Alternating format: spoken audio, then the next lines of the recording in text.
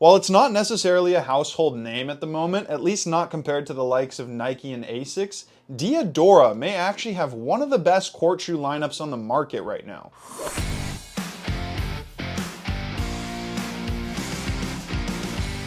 Hey everybody, it's Luca from Rackets Runners. So a few months ago, I was given the 3 Diodora flagship court shoes to try with the intention of bringing them into the store. I really wanted to put them through their paces because we have a lot of shoes at Rackets Runners and only a finite amount of space on our wall, but I was blown away by how good they are and how much variety there is in this lineup. All 3 shoes serve a distinct purpose with various performance benefits in each. So today I'm going to talk about the Blue Shield Torneo 3, the Speed Blue Shield Fly 5, and the B-Icon 3. Now before we go on, let me remind you as usual that any of the shoes I talk about on this channel you can check out on our website racketsandrunners.ca. Also, please remember to like the video, subscribe to the channel, follow me in the store on Instagram, and let me know in the comment section what you want me to cover next. So the way I'm going to do this is go over the technology, specs, and the intended design behind each shoe, and then I'll talk about how they all feel on court. The Torneo is Diadora's classic natural feeling shoe. This is most comparable to something like a Nike Vapor 12,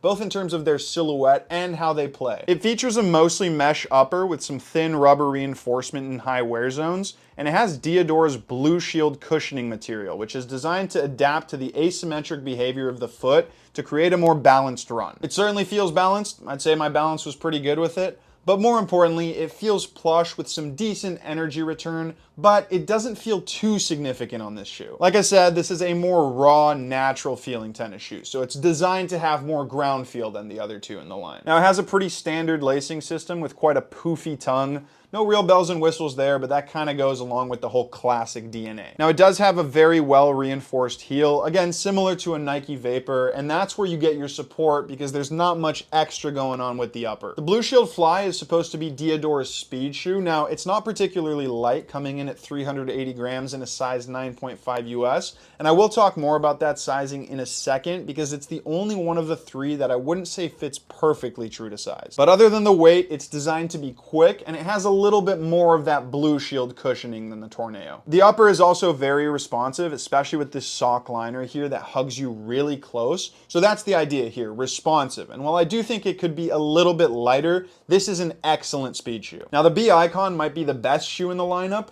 I know I played most with the Torneo, but that's because I really like that style of shoe. This is the one that impressed me the most in terms of all-around performance. This is Diadora's stability option, and you can tell even just by looking at it that this is quite a substantial shoe. It comes up quite high in the heel here, and then it has a lot of supportive materials around the lateral and the medial side of the shoe, and then a decent amount of rubber as well. The cushioning here is also much firmer than on the other two. This doesn't have that soft Blue Shield cushioning, but rather anima cushioning. Now, as you can imagine, since this is a stability shoe, it is technically the heaviest of the bunch, coming in at 414 grams, but I really wouldn't let weight be the deciding factor if you're trying to pick between these. The Torneo weighs 410 grams for what that's worth. Now, the silhouette of these two shoes is actually pretty similar, and so is their fit. So I'm going to make a lot of comparisons between these throughout this review. I'll talk more about the Fly on its own. So now let's get into that fit and comfort.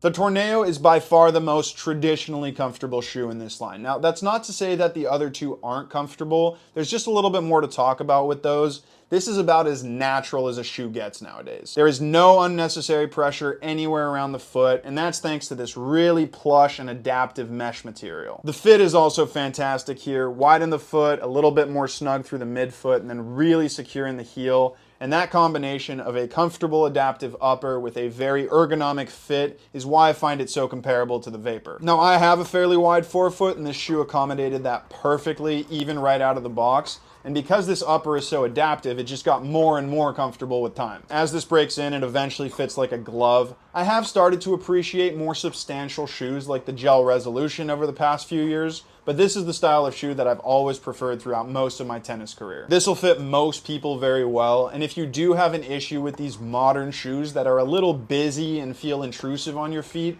this is one of the first options I would recommend in today's industry. Now, like I mentioned earlier, the B-Icon has a very similar silhouette, so it fits similarly around the foot, But there is a lot more going on with the fit and comfort here. For one, this upper is significantly firmer and you feel it compressing around your foot a lot more than you do on the Torneo. When I say that though, I don't want anyone thinking that I mean it's uncomfortable, because it's not. You just feel it holding you in a little more, which brings certain benefits, but that also means it's not as buttery soft. Now this is also pretty wide in the forefoot, although ever so slightly less, and because the upper around here is quite a bit stiffer, it doesn't adapt to wider feet quite as well. I still think this will fit most players, but if you have very wide feet, you may want to look at something wider. Now the fit in the heel is the one little quirk with this shoe that, again, doesn't make it uncomfortable, but you definitely feel a few pressure points, at least before it's totally broken in. Because it's so high back here, especially on the lateral side, I feel it poking into my malleus a little bit. That's that pointy bone on the side of your ankle. That hasn't gotten to a point where it rubs excessively or created any blisters, and I do expect this part of the heel to soften up as I break it in more, but that is still worth pointing out. I'm sure most of you have experienced these higher cut shoes and know exactly that pressure point I'm talking about.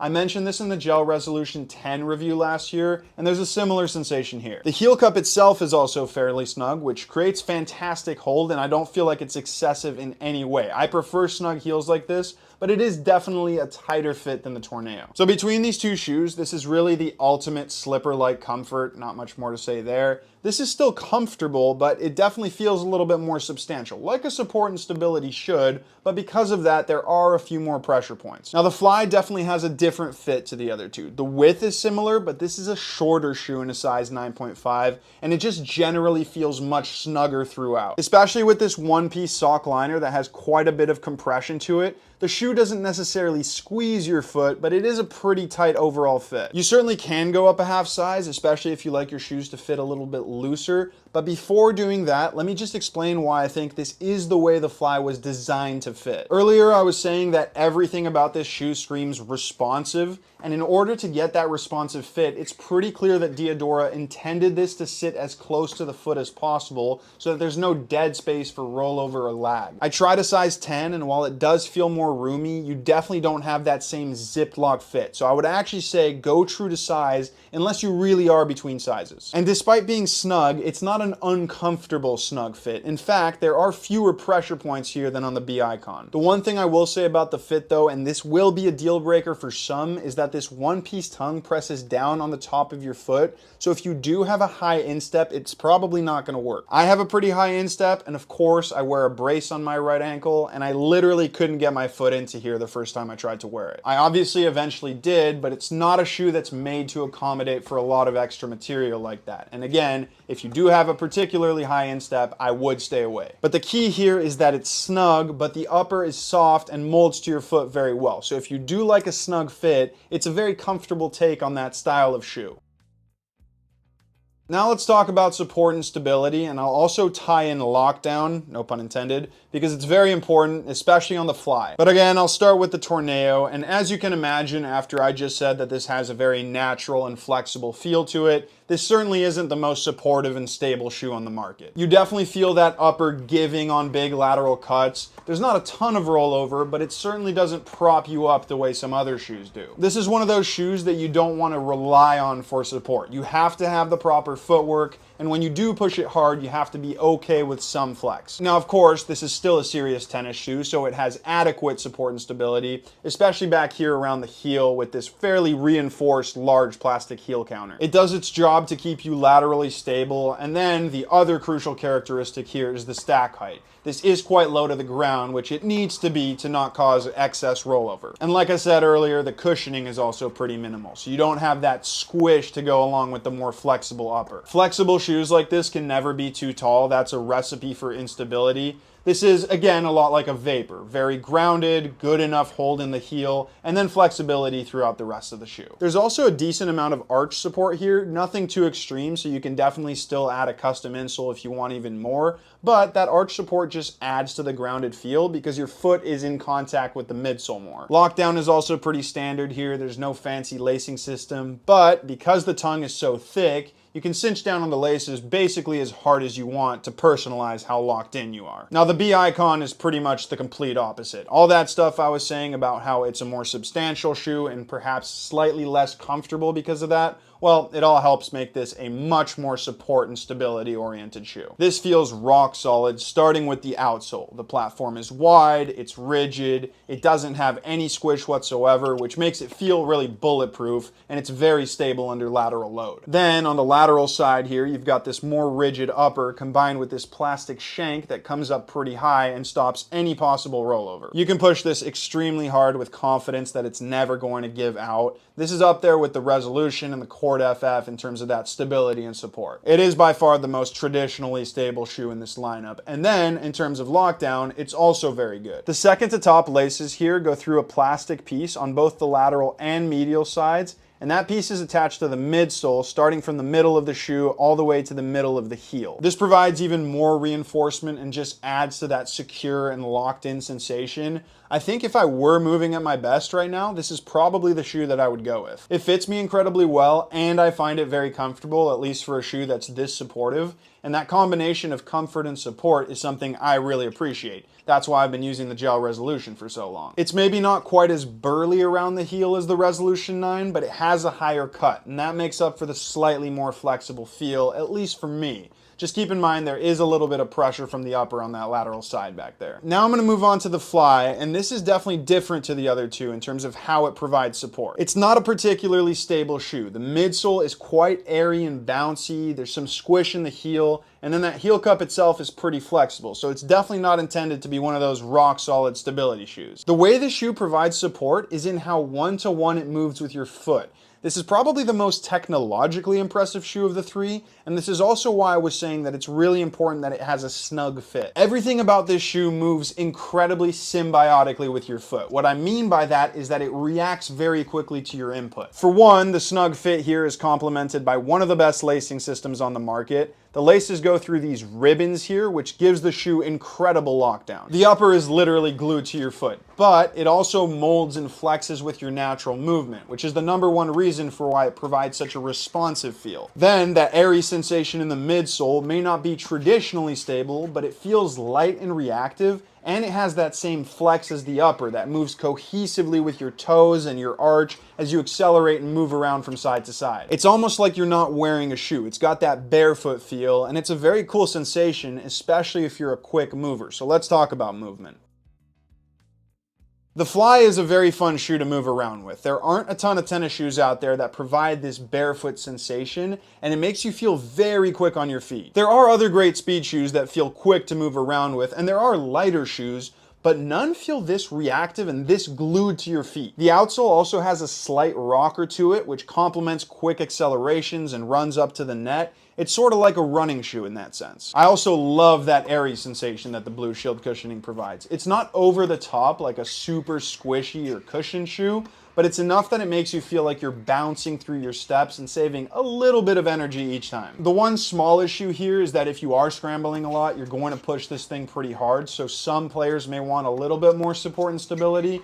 But if you understand that this is very flexible and barefoot feeling and that sounds good to you, then you will love this. Now the other two feel much more like traditional tennis shoes in terms of movement. The B icon is pretty firm, but it also has a pretty close to the foot fit, so it certainly doesn't feel slow. Of the three, this is also the one that has the highest heel to toe drop, so it props you in the ready position. This is a pretty classic drop in a tennis shoe, think Barricade or Cord FF, and you probably know if you like this in a shoe. But other than that, the B icon is one of those shoes that you trust is going to hold up well when you push it hard, but it doesn't feel particularly special with how it moves around the court. The Tornado is again all about comfort. This is the type of shoe that you can wear for hours and forget that it's on your foot, but there's nothing extra to the performance here. It is very raw, which gives you nice ground feel, and the Blue Shield cushioning does take away some of the brunt of the ground, but nowhere near as much as it does on the Fly. Of course, you have to keep in mind with something flexible like this that it's going to give a little bit more when you push it to the limits, but I kind of already talked about that in the support and stability section. And I know I haven't been as complimentary about movement with these two, but that doesn't mean they're bad. They just feel way more standard and, to be honest, more like normal tennis shoes, which may actually be a good thing for you. But seriously, if you are a fast mover and you're looking for a new speed shoe,